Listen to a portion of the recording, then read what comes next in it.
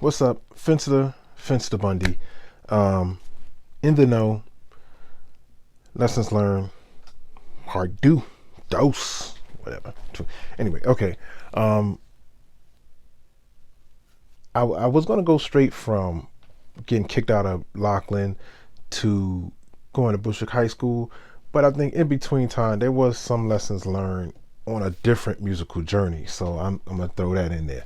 Um, at one point, and this is actually kind of before it started, before I went to Lockland, but in the meantime, because a friend of mine went to Bishop Lockland, that's what made me want to go to Bishop Lockland.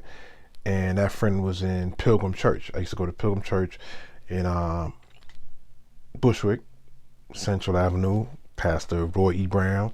Um, and my mom, right, we ended up going there, and my mom kind of forced me to get into get into the choir. It was the Youth for Christ choir, right?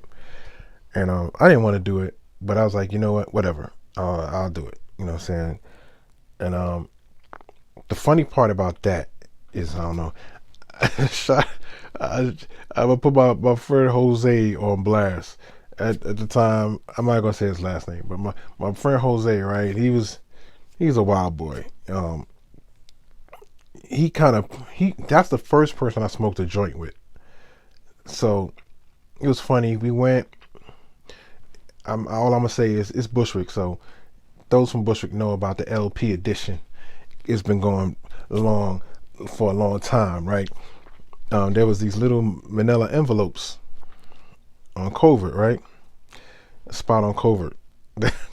We went and got it. It was like a tray bag at that time. We was smoking tray bag. It was a tray bag. I'm not gonna act like I'm like aficionado because he put me, like I said, he put me onto it. I didn't know about it before that. So he went, got this tray bag, manila envelope.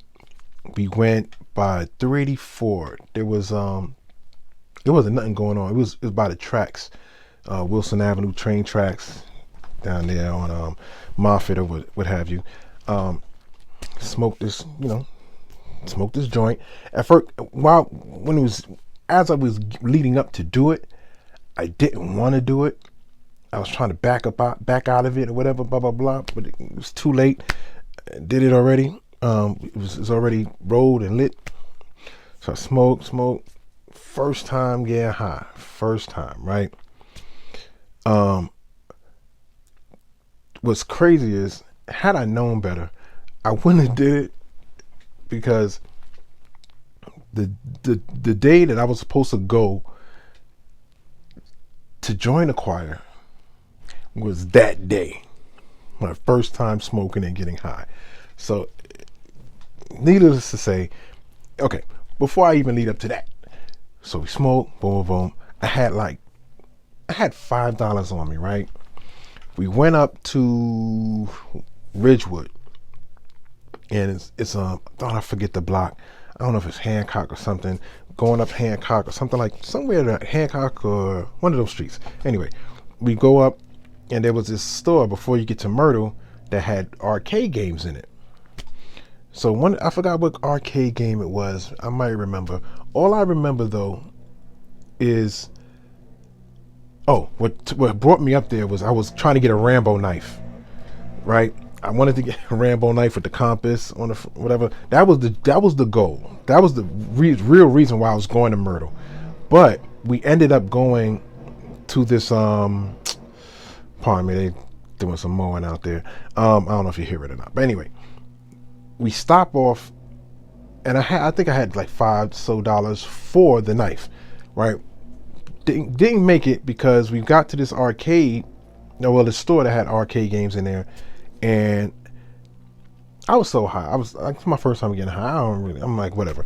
I'm playing. I get change for $1. Start playing the game.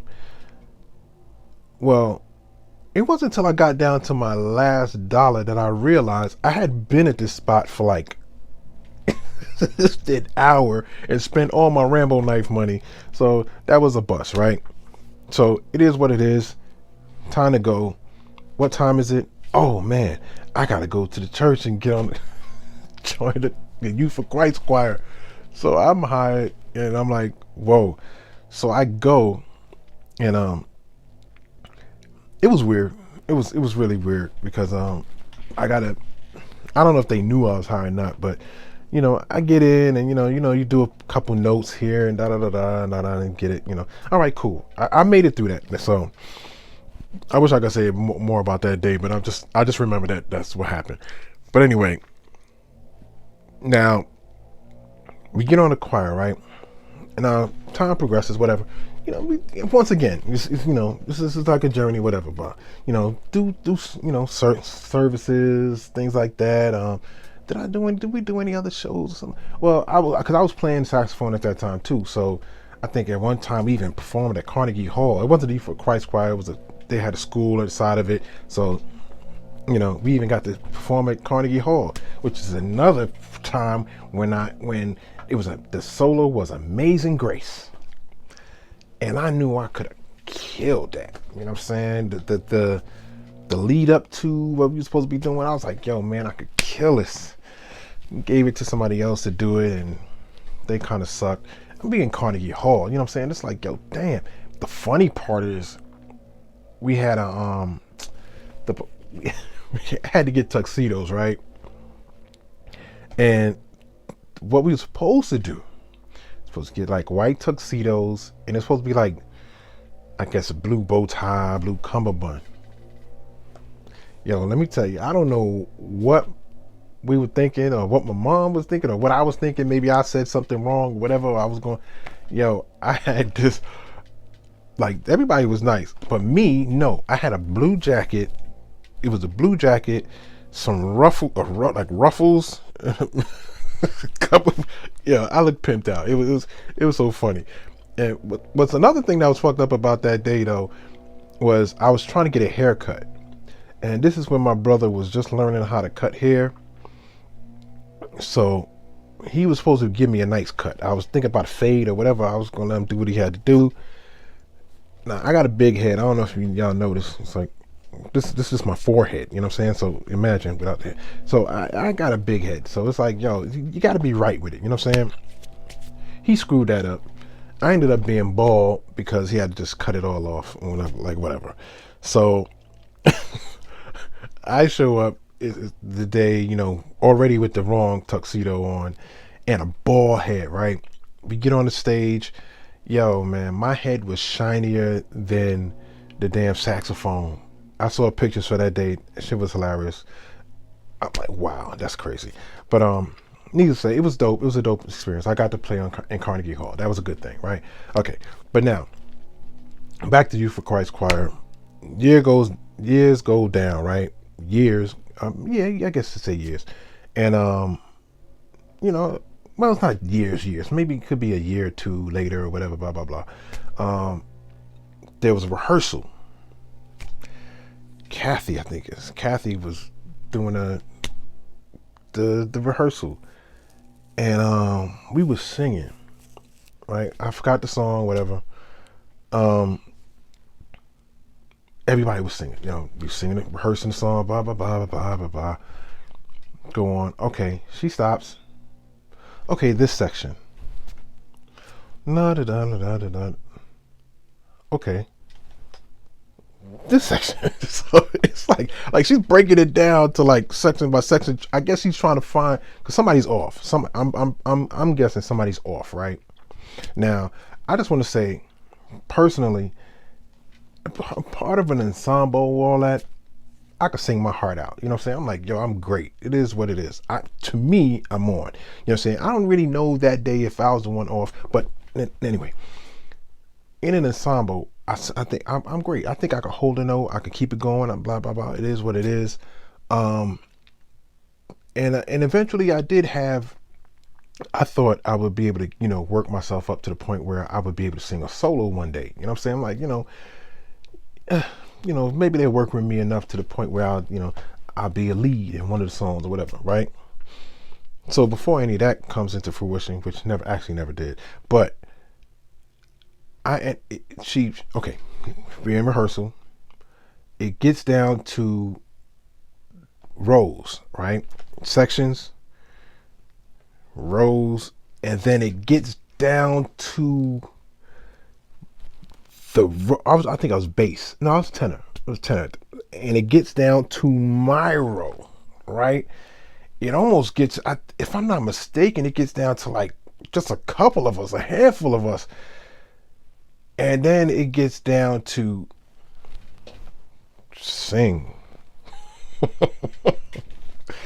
Yo, when I tell you I clammed up and I could not do it, I could not do it. I was like, it was just sing. All I had to do, it was like, I think it was three of us. It got down to three of us. Like the spotlight was really on my area, and it almost felt like it was on me. And I just couldn't do it. I just ended up, I got kicked out of choir rehearsal. You know what I'm saying? So pretty much I was done with that. You know what I'm saying? Ultimately, lesson learned. I realized that, especially with singers, a lot of that stuff comes from the soul. You know what I'm saying? You got to show a lot of emotion, a lot of, you know what I'm saying? You really got to be vulnerable when it comes to being a singer, right? It's something that I did eventually want to do. I did want to be a singer. I did, you know, at that time I figured gospel was probably going to be my lane or whatever.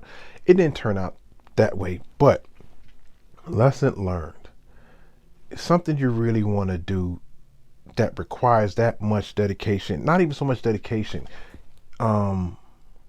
vulnerability, especially when it comes to singing. Let it out. That could have been a whole other way of me letting out certain frustrations, certain things, certain emotions, blah blah blah, whatever the case may be. I kept a lot of things bottled up, so it's like, yo, that could have been my escape, whatever. And I should have just sang. Off note, it could have been improved on. You know what I'm saying? Don't let your fears stop you from being greater in something that you're pursuing. Have an off note. Sing off key. Whatever the case may be. Let it go. Let it be what it is. Because that could lead to someone constructively criticizing you to the point where you'll get better and you'll be able to let loose as you need to be. You know what I'm saying? So overall, it was a lesson learned. Sometimes you gotta let your vulnerabilities go. You know what I'm saying? You gotta compromise, not even so much compromise. You just gotta let it go. Be yourself, let it go. Be open to whatever comes your way, because it will be something you can learn from, will make you greater, make you better. I could have been the next Luther Vandross, y'all. You know? Probably not, but I'd have been close. You know what I'm saying? But it was a lesson learned that, once again, go for what you know. Push. Don't let nothing stop you. Don't let fear stop you from being greater in something that you're pursuing. It's another lesson in my musical career, which kind of brought me to the next stage, which is, you know what I'm saying, would be my rap phase or whatever. But my lesson learned was, yo, go for it. Sometimes you just got to do it. You know what I'm saying? Don't let fear hold you back from what could be potentially greatness. Yeah, whole roundabout way to get to that lesson. But anyway, it's what it is. Finsta, catch y'all on the next one.